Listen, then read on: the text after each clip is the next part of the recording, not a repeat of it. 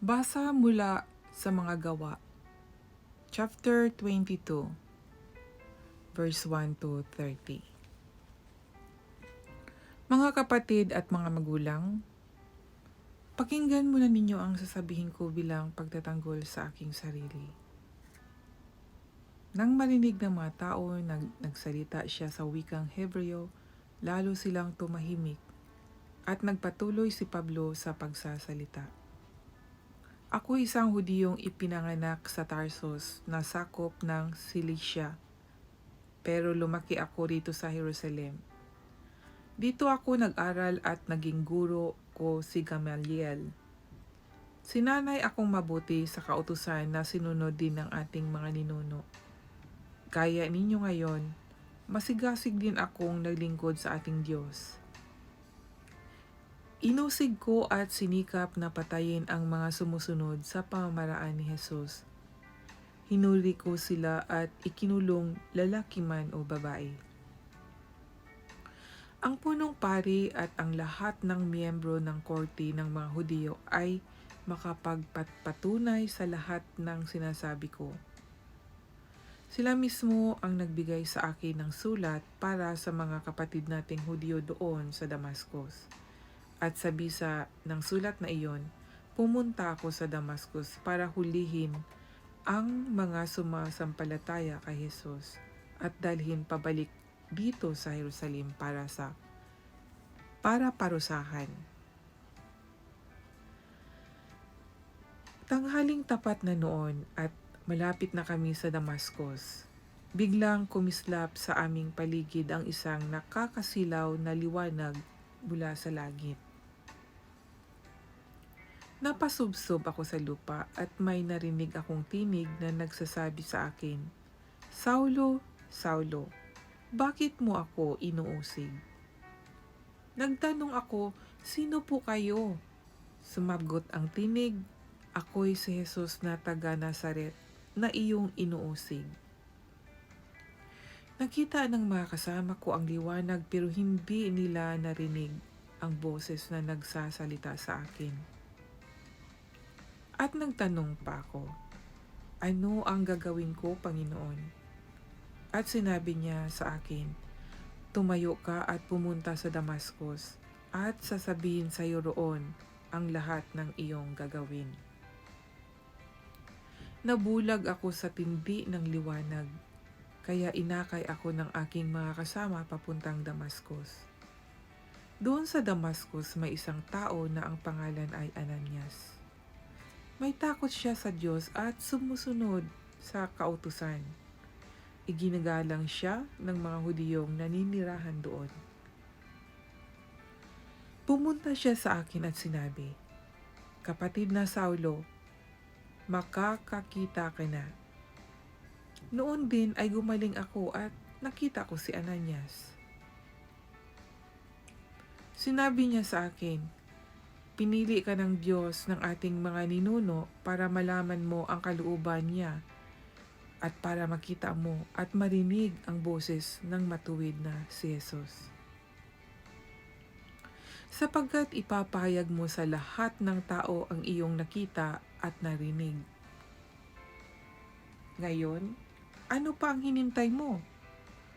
Tumayo ka na at magpabautismo at tumawag sa Panginoon para maging malinis ka sa iyong mga kasalanan." Pagkatapos, bumalik ako sa Jerusalem. At habang nanalangin ako sa templo, nagkaroon ako ng pangitain. Nakita ko si Jesus na nagsasabi sa akin, "Bilisan mo! Umalis ka na agad sa Jerusalem dahil hindi tatanggapin ng mga taga rito ang patutuo mo tungkol sa akin." Sinabi ko sa kanya, "Ngunit bakit hindi sila maniniwala, Panginoon? Samantalang alam nila na inikot ko noon ang mga sambahan ng mga Hudiyo para hulihin at gulpihin ang mga taong sumasampalataya sa iyo. At nang patayin si Esteban na iyong saksi, naroon ako at sumang-ayon sa pagpatay sa kanya. At ako pa nga ang nagbabantay ng mga damit ng mga pumapatay sa kanya. Pero sinabi ng Panginoon sa akin, umalis ka sa Jerusalem dahil ipapadala kita sa malayong lugar para ipangaral mo ang magandang balita sa mga hindi Hudiyo. Pagkasabi nito ni Pablo, ayaw na siyang pakinggan ng mga tao. Sumigaw sila, patayin ang taong iyan. Hindi siya dapat mabuhay dito sa mundo. Patuloy ang kanilang pagsisigaw. Habang ibinabalibag nila ang kanilang mga damit at inihahagis ang alikabok paitaas.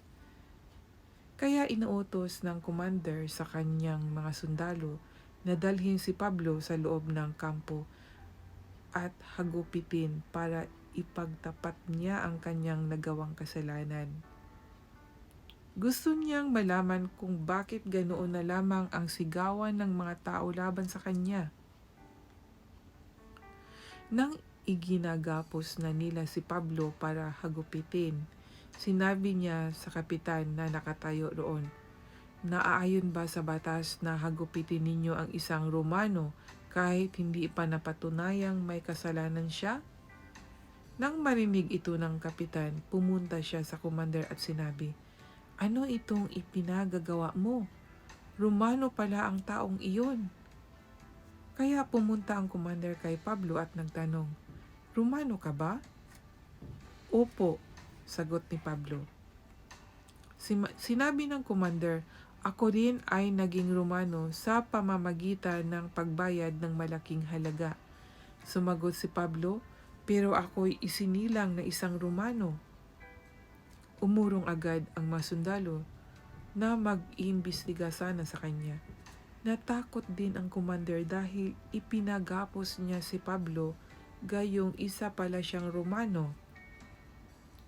Gusto talagang malaman ng commander kung bakit inaakusahan ng mga Hudyo si Pablo.